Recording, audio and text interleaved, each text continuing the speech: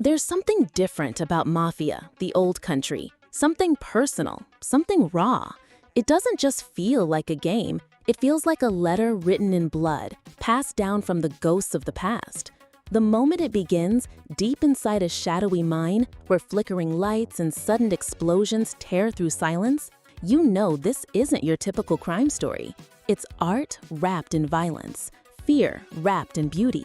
Then, just as you begin to breathe, the world opens up, not entirely, but just enough, and you're transported into a version of Italy that feels both real and haunted. Hills that whisper secrets, ancient buildings soaked in forgotten memories, streets where culture and corruption shake hands in the dark. You meet Enzo, not a hero, not a villain, but something more human than either.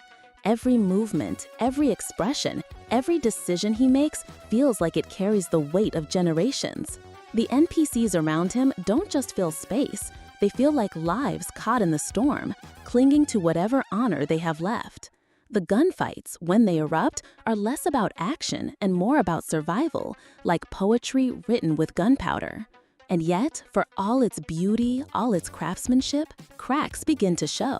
The cutscenes stutter, slipping from 60 frames to a jarring 30, tearing you out of the moment like a scratched film reel in a dying theater. The emotion is there, so close, but then it skips, and you're reminded this is still a machine trying to tell a human story.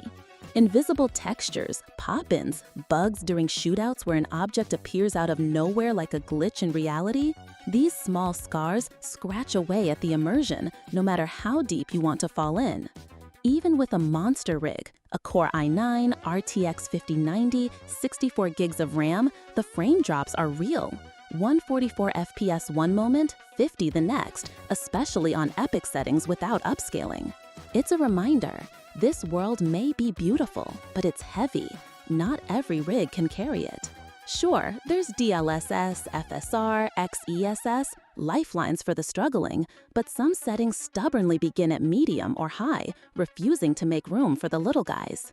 Still, you press on, because beneath the cracks, Mafia, the old country, glows.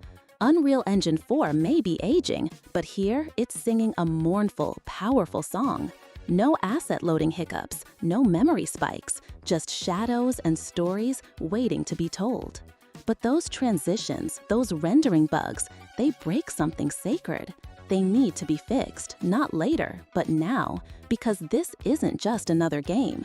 For fans of the Mafia series, for those who grew up watching Tommy Angelo climb from cab driver to kingpin, this is a homecoming, a new chapter not just in gameplay, but in soul.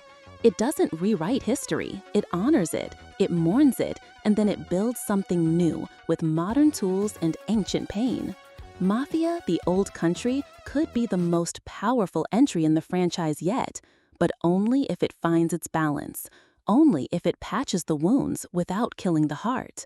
Until then, it stands as both a promise and a question, a masterpiece in progress, a memory waiting to be completed.